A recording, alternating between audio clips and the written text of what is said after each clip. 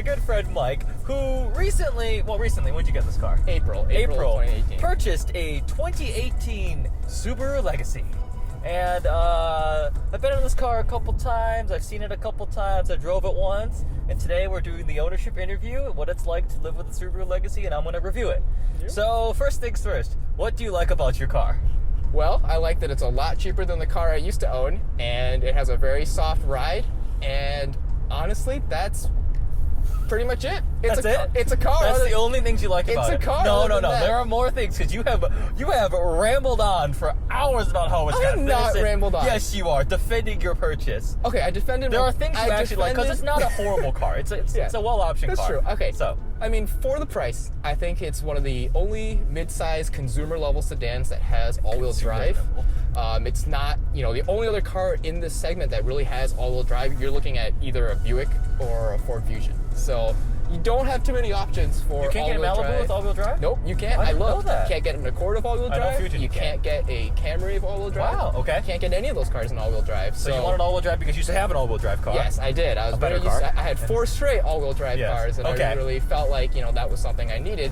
But granted, those cars were a totally different all-wheel drive system than this. This has Subaru's symmetrical all-wheel drive or whatever. Yeah. But because I bought it in the summer, I haven't really had a chance to experience any benefits of it yet. Okay. So right now, it's kind of just an abstract benefit. But other than that, it's a lot cheaper than my old car. Yes. It has more passenger space. Yes. It doesn't require premium gas. Yeah. Even though the gas mileage is not that much better, because this is a 3.6 liter engine, and my old car had a Boxer 6. Your old car was a 4 liter. We've mentioned your old car a bunch of times. Mike used to have an RS7, a really cool Audi exclusive Audi RS7, loaded with carbon fiber with a no-tech exhaust on it. Yep. And I traded that in for a Subaru Legacy. So the title of this video is going to be, how do you go from an Audi RS7 to a Subaru Legacy? And actually, according to the salesperson at Subaru, he said that one of your fans actually bought the car. So if that's you, leave a comment below. Oh, really? Yeah, that's what he said. He said he came into the dealership saying, I heard Mike from EddieX traded in his RS7 to this dealership. And they sold it, so I traded the RS7 in on Tuesday.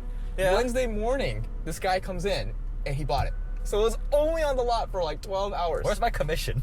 Where's my commission? You sold the car. You don't recognize me, not you. Okay, we'll get back to me berating you about. Let's talk about this car first. Sure. Okay, so what do you like about it? What's your favorite part of it? You said the ride. Mm-hmm. Yeah, the ride is very comfortable. So it's a Subaru, so they have their exclusive eyesight system. So I don't know if you know, I'm sure you do, but a lot of other manufacturers, they do their lane keep assist and adaptive cruise control using an array of lasers and radars and sonars and stuff. But Subaru does it a bit differently. So they don't have any of the sensors in the bumper. It's all in these 2 cameras right there. And the cameras kind of work like people's eyes.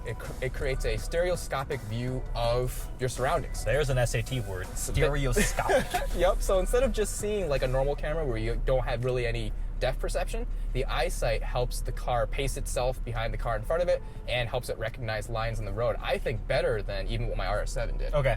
So, well, RS7 came out a while ago, and it truly wasn't quite as good. That's true. Yeah. That's true. And even the RS7, it didn't even have Android Auto or Apple CarPlay.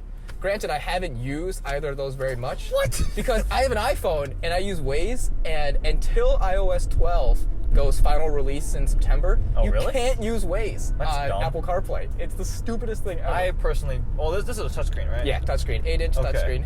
So that works, at least you said. Have you ever tried to use Android Auto or Apple CarPlay with a system that has a knob? Oh, yeah. It's impossible. I got an A6 loaner when I had the RS7, and that had the Audi MMI controlled Android Auto. I was like, it's horrible. I tried it, and I had an A5 Sportback. I'm like, what? It's bad enough. It's bad enough that the Audi knob goes backwards from every other knob in the industry. No, they changed it now. They did. They did. In the new ones. Yeah. They all go in the same one. Clockwise is up.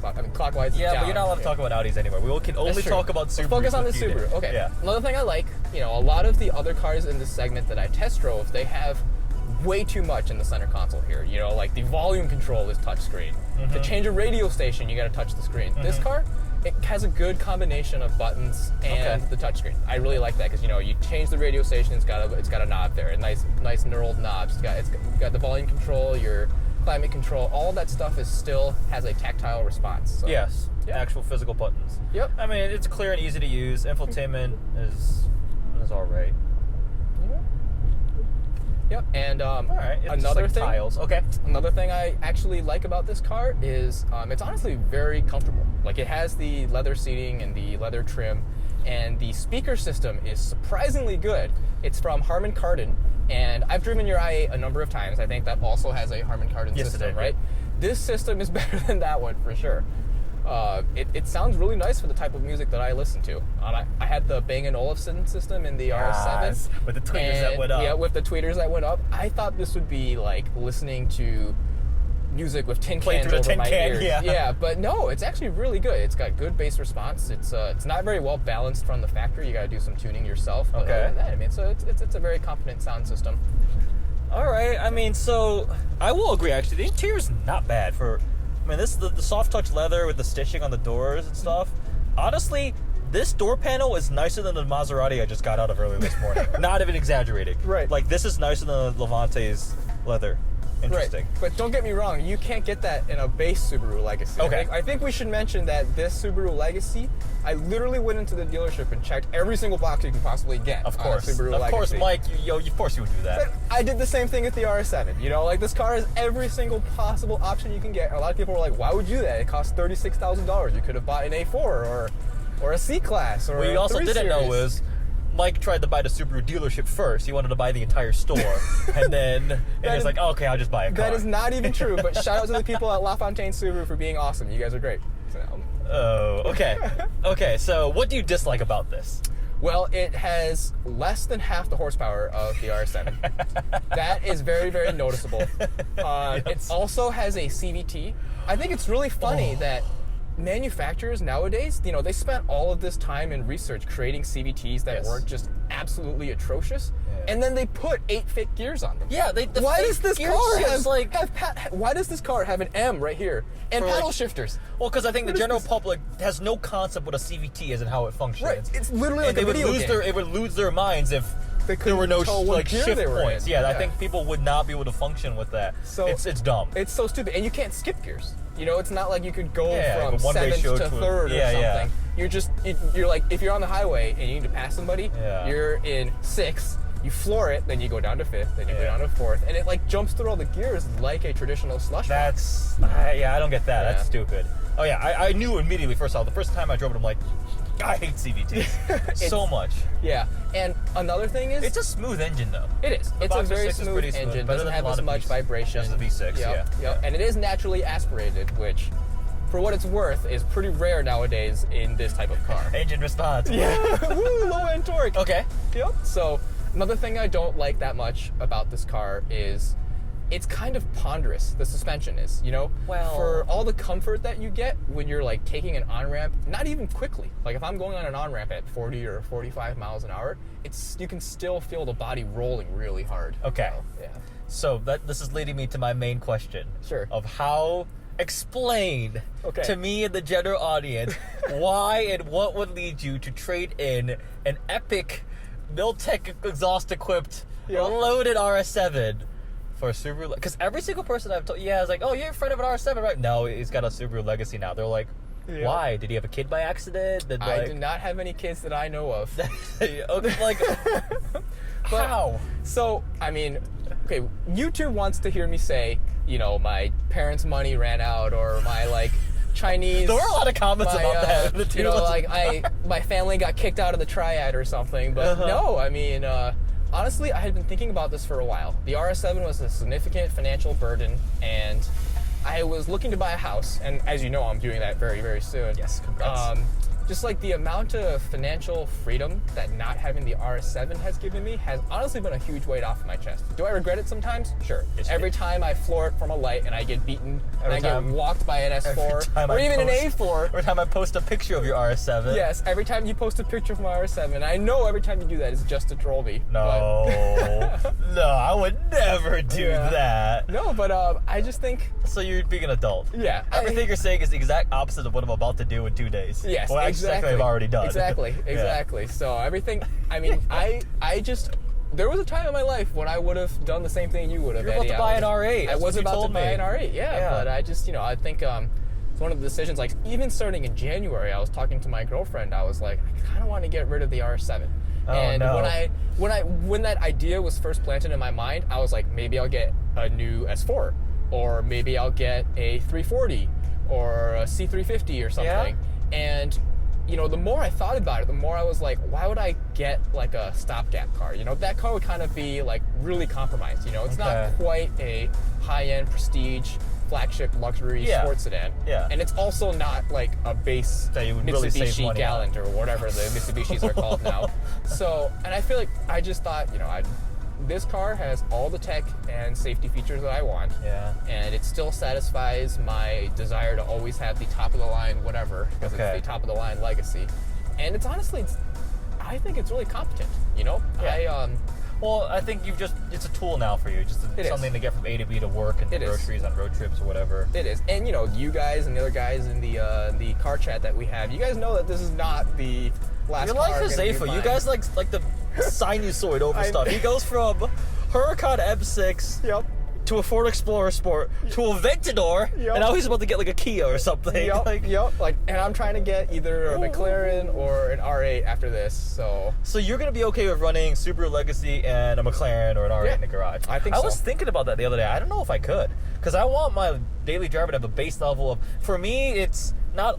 Brand and stuff is a little part of it, and it's not only about horsepower, but it's also how the steering feels, how the transmission is. Like, I love the response of the dual clutch in my S4. Yep, that is true. I had an S4. That's the way the suspension is damped and tuned and everything. Just it's the little small the things that add up to make a more premium vehicle justify that slightly more premium price. So I'm glad you brought that up, because I just thought of the number one reason I love this car, and I will genuinely say that I don't just like this car, I love this car. The number one reason is that it doesn't goad me into going 150 miles an hour every time there's room in front of me. That's in the RS7. In the RS7 on the highway, when I'm going already a fairly illegal amount of speed, and the car in front of me, you know, like gives me some distance or gets out of the left lane, I floor it, and I'm going way illegally amount of speed, you know, like way past the speed limit. And this car doesn't goad me to do that. You know, and all right. If you guys have speeding problems with tickets, if you're Mustang or Corvette or whatever, buy a Subaru Legacy. Solve it all. Don't buy a radar detector. Don't hire a lawyer. Buy a Subaru Legacy. Exactly. You will hate your life, but you'll have a Subaru Legacy and no tickets. I do not hate my life. You can put that on the record, Eddie. I know you don't. I'm happy for you. You're happy with your car, so I am. And I know someday. I mean, we could all be driving Camrys, and I'd still want to be friends. Well, I really appreciate you saying that, Edward. I'm sure.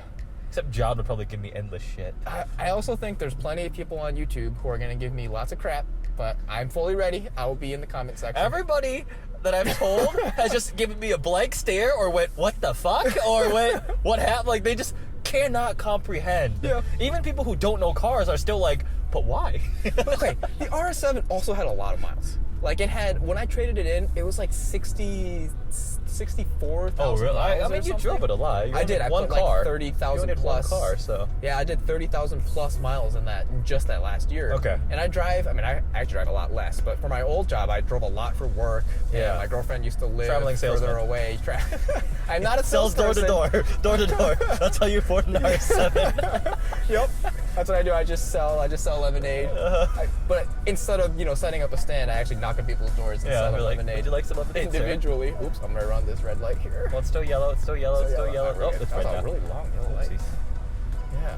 But you just committed a traffic crime on camera. Well, good thing you can't post this for the next 3 years then. What is the I don't think it's that statute long. of limitations for running I a know red one light? of my speeding tickets falls off after 2 years. Really? Yeah. Yeah, I can't Or at least wait. it fell off insurance. I can't wait for my speeding tickets to fall off. Yeah. So, hey, always hire a lawyer. I'm not going to get any speeding tickets in this. Knock on That's wood. why I said, it's like, why do you have a radar detector in your car? It can't even go past the speed limit. I still want to know when policemen are around. Okay, I mean, I think we've derailed a little bit, but this is an explanation of why Mike has gone from an RS7 to a Subaru Legacy. Yep. And you evaluated all the options. We talked about it. You thought about it. I initially was in about a month of denial that you were going to get the car. Yes. And then you got the car, and I was in about a week of denial that you actually got the car. Yep. Thought it was a prolonged practical joke. Thought it was just mess because my friends like to mess with me. Eventually, I was like, got a Subaru. You were honestly more personally depressed about this purchase than anything else I've ever seen you depressed about. No. Like, since I've met you. Because, No. I didn't know you until after the one big thing. Yeah. Other than that, this is the most depressed I've ever seen you is when I bought this car, Eddie. No, I really liked your RS7, dude. You did. I mean, I love the RS7. And then I let you borrow the i8. I just had to sit. I didn't drive it. I drove it. So I just like, we're gonna leave that in the driveway. I'm not gonna, or the parking lot. I'm not gonna touch it. Oh my gosh, there are still times when I just let the door fall closed and expect the soft close to pull it back, and I'm just like, nope, go don't have that anymore. Walk back to the car, open the door, and close it manually. I don't know how people live like that, Eddie. You could tell us. I mean, you have a big house soon, and yeah. So no, I'm excited. I think I made the right decision. Good. And Good. You're being responsible. I still have a space in my garage for a fun sports car. 2 spaces. 2 spaces in my McLaren garage. and R8. Well, one's got to be for the Panamera Turbo SE Hybrid. Nope. And okay, are you glad that I didn't buy that Panamera Hybrid? oh, Because I was legitimately thinking about it. yeah, I didn't think that was a good idea. It was like a Yeah. super base equipped 2016 Panamera It got Hybrid. like 30-something miles a gallon. Yeah, but it was in like a Panamera. super base. It had nothing in it. I know, It it was didn't. just a bunch of blank buttons because Porsche has so many buttons and it wasn't equipped with anything. So Right, it was just like- spaces looking at you. Yeah. I mean, this thing is actually really well equipped. It's got lane keep assist. It's 36 cruise, 35, 36 it's 886 or something. 36 plus tax. grand. Yeah, plus tax, whatever, 36 grand. So it's really well equipped. Well, if it makes you happy and lets you do other things, It definitely makes me happy. the sad tale of Mike's former RS7. So, Whoever the new owner is, enjoy that car because it's freaking awesome. seriously, if you watch Eddie's YouTube videos, please leave a comment below. I'd love to meet you. The person who bought your car. Yeah. That would be fun. All right, there you go. That's what it's like to not only own a Subaru RS7, own a Subaru Legacy, but own a Subaru Legacy from the perspective of a former Audi RS7 owner. Not too many of us out there. I don't think there's anybody out there. I don't think anybody in the history of cars has gone through a Subaru God, I keep saying that. Audi RS7 to a Subaru Legacy. Well, someone's got to be the first for everything, Eddie. Yeah, you're a pioneer. You're a pioneer. I am. That's what they. Just watch. John's gonna sell the GT3 RS and the Range Rover and get. Hey, look, there's an i8 Collie. Yep. Aw, I like it in silver. I like it. Oh, there's that F12 TDF. There's a Chrysler Pacifica. You should buy that. 1.3 mil, drop in a bucket. Just get it. That is so false, Eddie. Drop in a bucket for you. No. Hashtag BBE. No. End video. Goodbye. Thanks for watching.